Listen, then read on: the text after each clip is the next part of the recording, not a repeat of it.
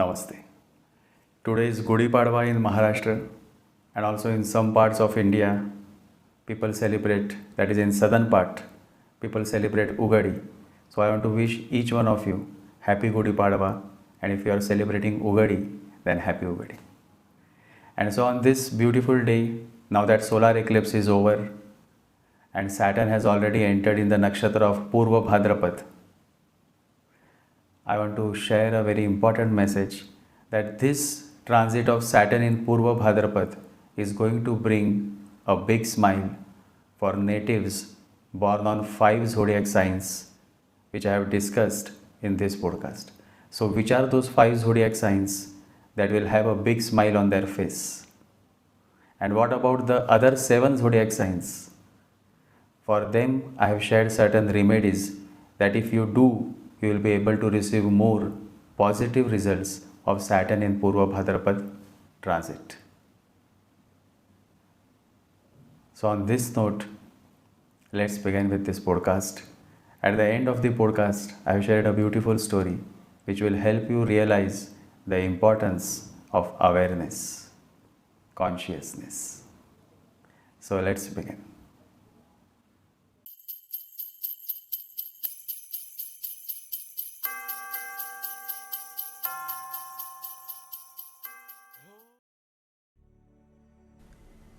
In our beautiful state of Maharashtra, the new year begins from 9th April and we celebrate the new year by hoisting of the Gudi, which is believed to ward off evil and bring prosperity to the household.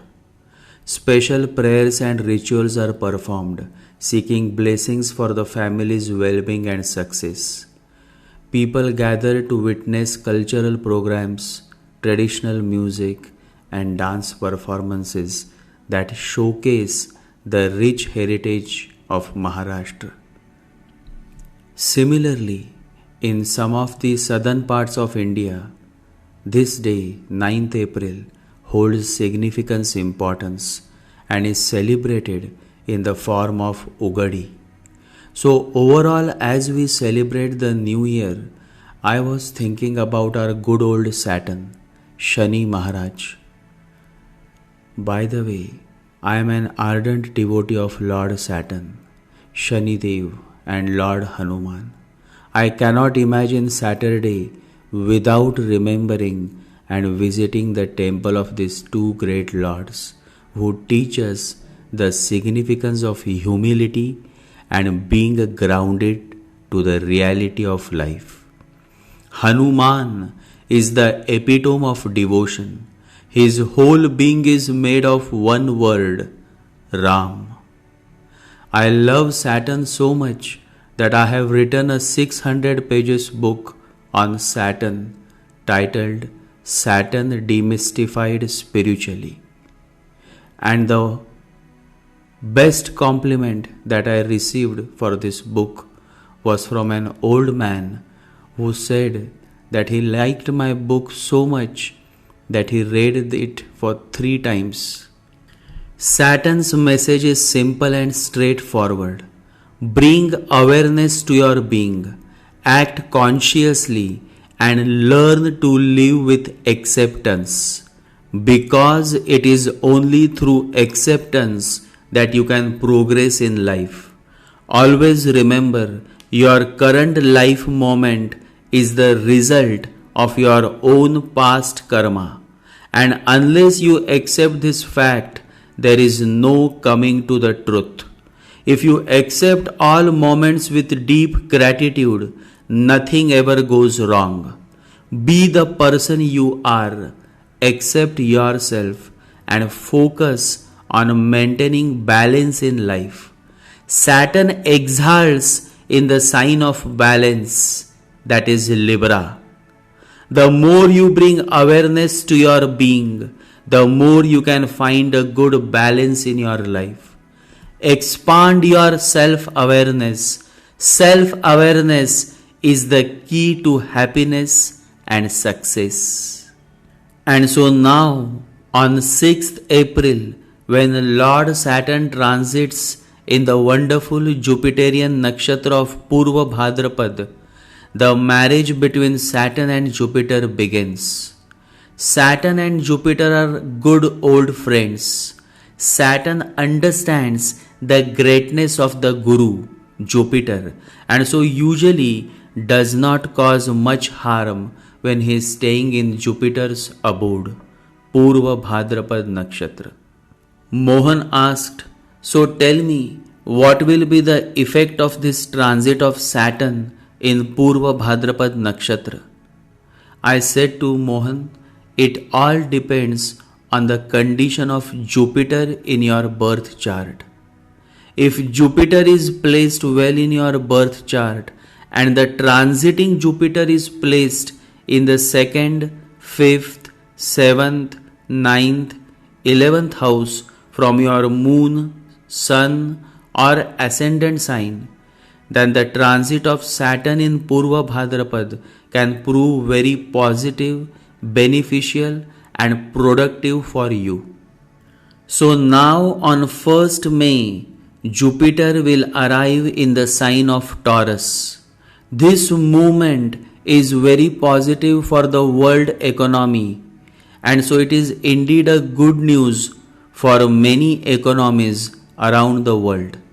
And so this transiting Jupiter from your moon sign will decide your fate for the coming 6 months.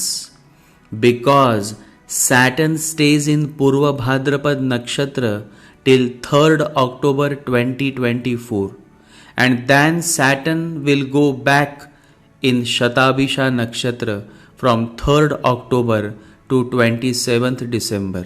So almost the last 3 months of this year, Saturn will not stay in Purva Bhadrapad but will stay in Rahu's nakshatra Shatabhisha. So now let's see who are those good-hearted fellows who will benefit from Saturn's transit in Purva Bhadrapad nakshatra for the coming next 6 months. The very first zodiac sign is the darling of our galaxy, Capricorn zodiac.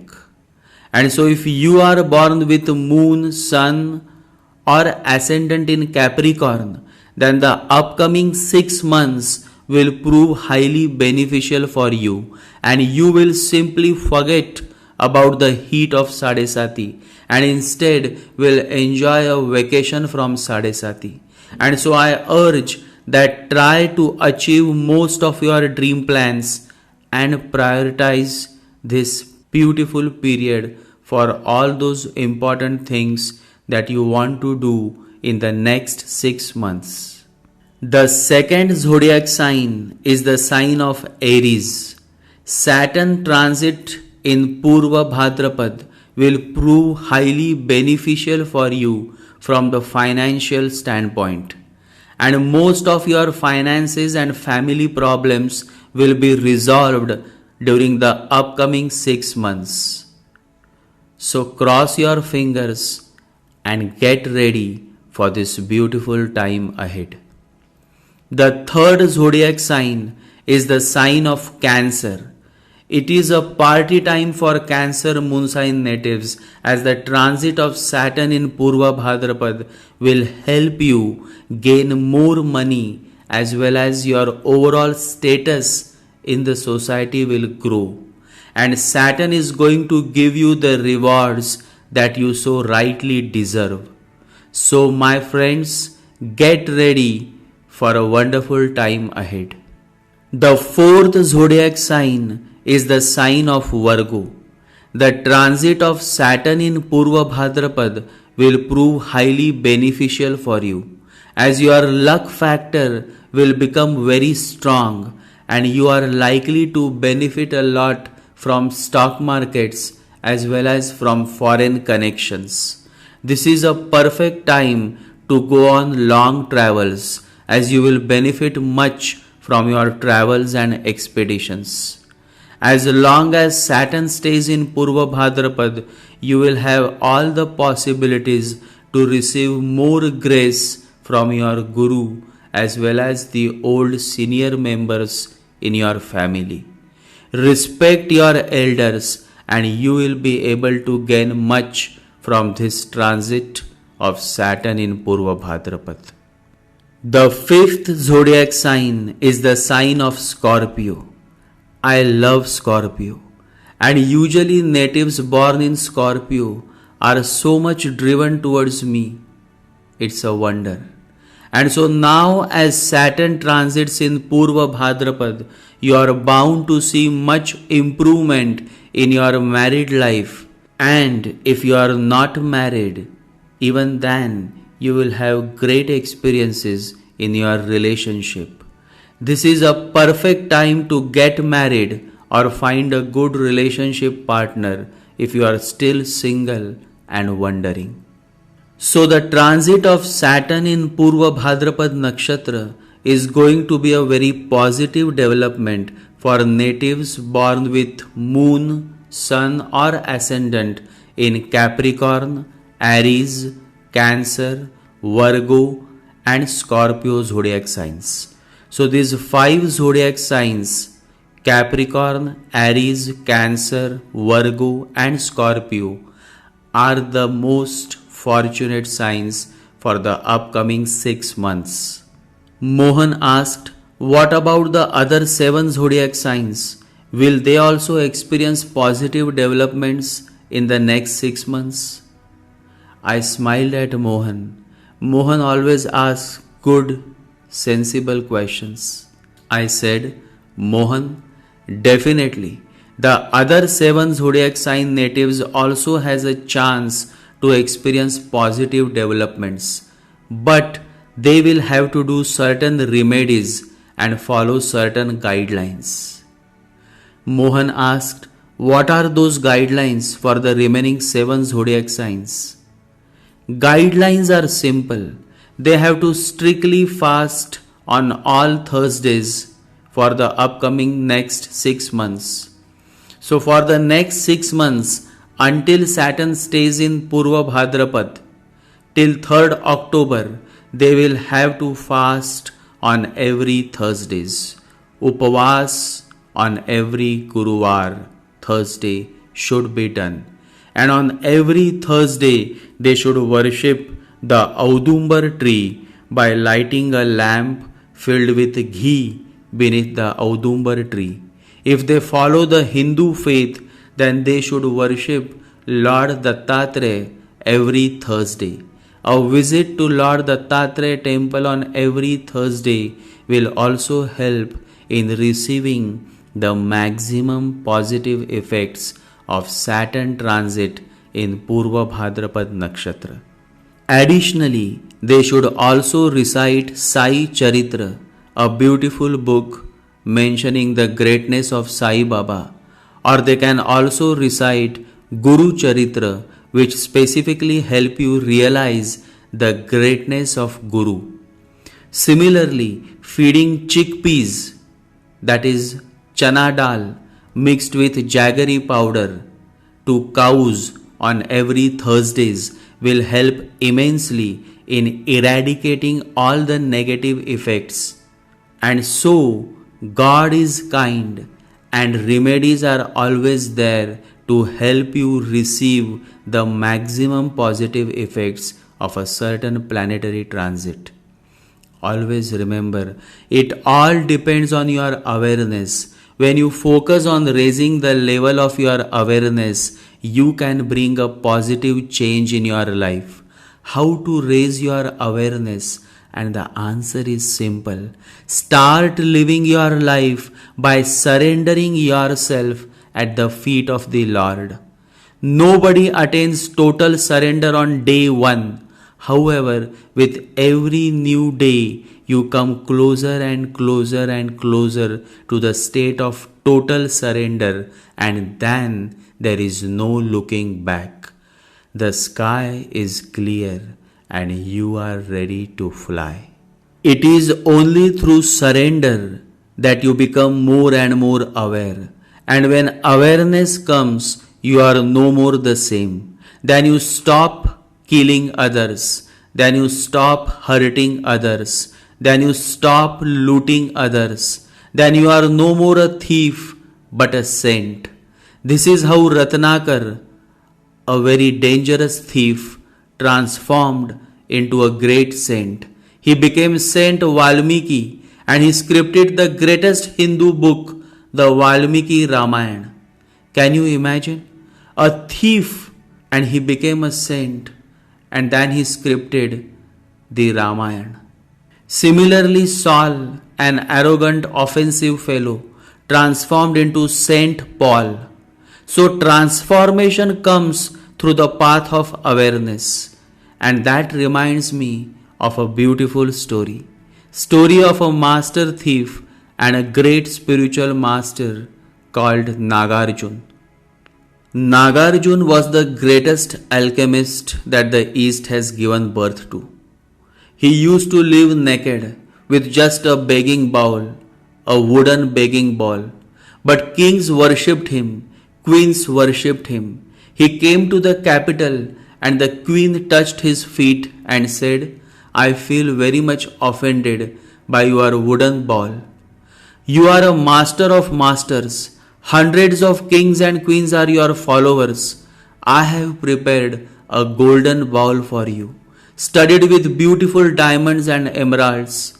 Please don't reject it. It will wound me very much. It will hurt me very much. For 3 years, great artists have been working on it, and now it is ready.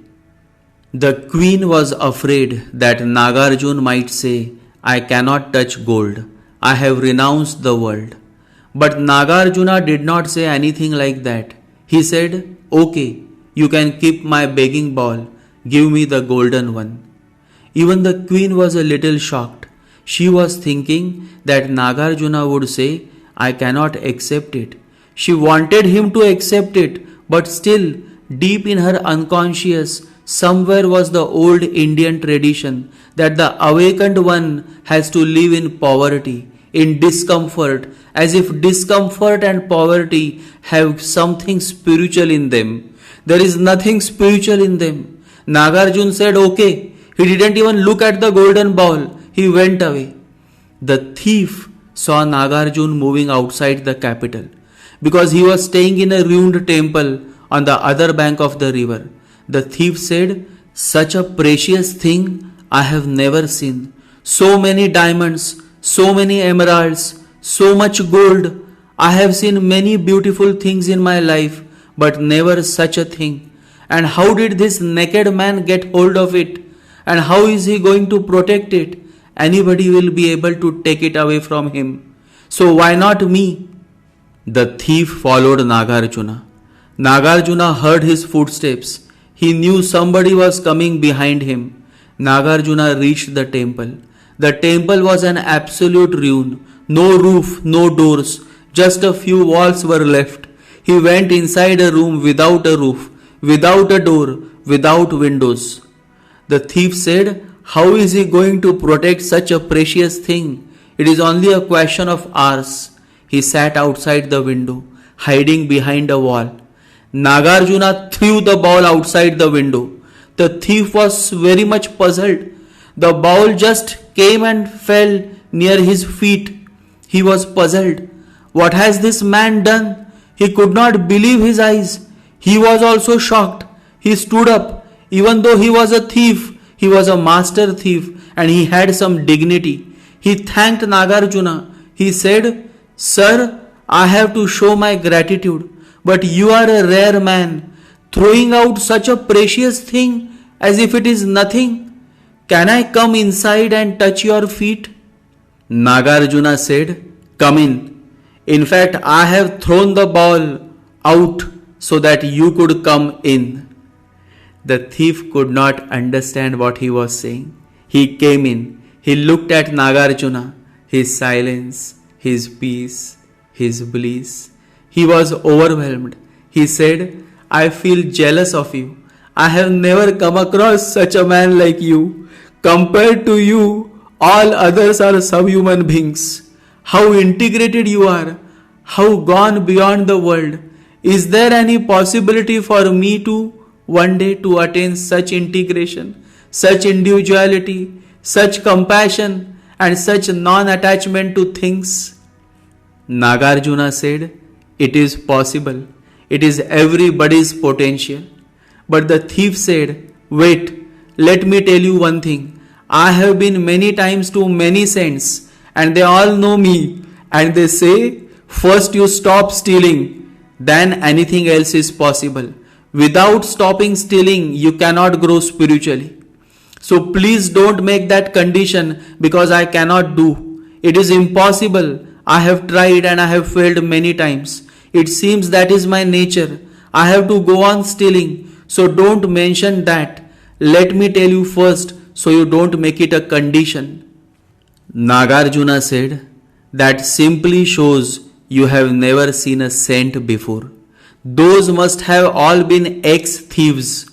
Otherwise, why should they be worried about your stealing?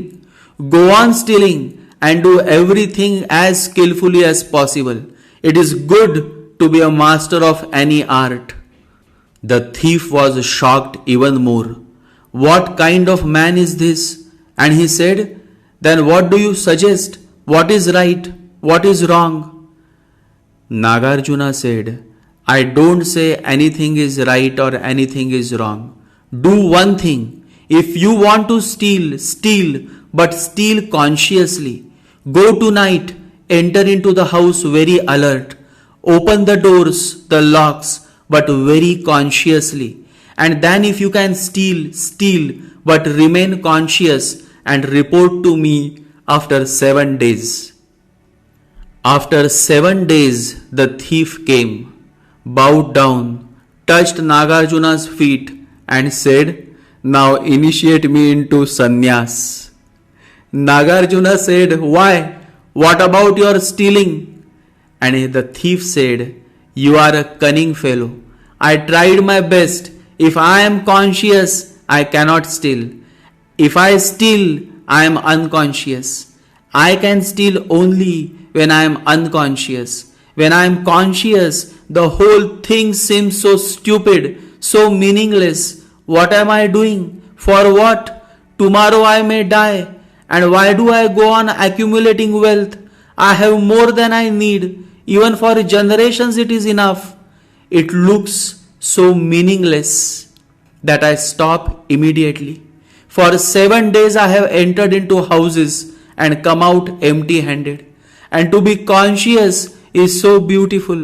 I have tasted it for the first time, and it is just a small taste. Now I can conceive how much you must be enjoying, how much you must be celebrating. Now I know that you are the real king. Naked, but you are the real king. Now I know that you have real gold and we were playing with false gold." It is said the thief became a disciple of Nagarjuna and attained to Buddhahood. Always remember, every saint has a past and every sinner has a future. Nobody is a born saint and nobody is a born sinner. It all depends on how deep is your thirst to transform yourself and grow in life. So never be quick to judge anybody, because history has been witness to the fact that even a sinner has transformed into a saint. Jai Sri Ganesha, Jai Guru.